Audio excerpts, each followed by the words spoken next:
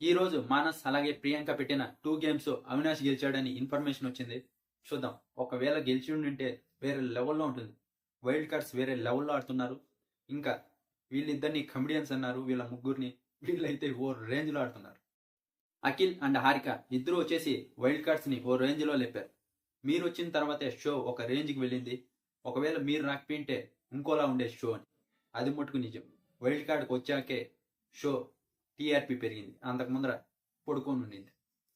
ఇంకోటి వచ్చేసి మీరు కమెడియన్స్ అని ఎందుకు ఫీల్ అవుతున్నారు, మీలో ఒకరు ఈ సీజన్ విన్నర్ అయ్యే ఛాన్స్ కూడా ఉంది అని చెప్పారు. అదే వీళ్ళిద్దరూ వెళ్ళిపోయాక మాట్లాడుకుంటున్నారు. గౌతమ్ కృష్ణ చెప్తున్నాడు, మీరు ఫస్ట్ అలా అనుకోవడం మానేయండి. మీరు కమెడియన్స్ అని ఎందుకు అనుకుంటున్నారు? అందరూ వచ్చిన వాళ్ళందరూ చెప్తున్నారు, గెట్స్ అందరూ ఫస్ట్ వస్తే మీ గురించే పొగుడుతున్నారు, మీరు బాగా చేస్తున్నారు, ఈసారి మీరే విన్నర్ అయ్యే ఛాన్సెస్. మీరు ముగ్గురు ఇంకా అలా అనుకోకండి, బాగా స్ట్రాంగ్ గా ఆడి టాప్ 5 లోకి రాండి అని గౌతమ్ కృష్ణ చెప్తున్నాడు. అప్పుడు అవినాష్ చెప్తున్నాడు, మేము కమెడియన్సే కానీ మేము అన్నీ చేయగలుగుతాం.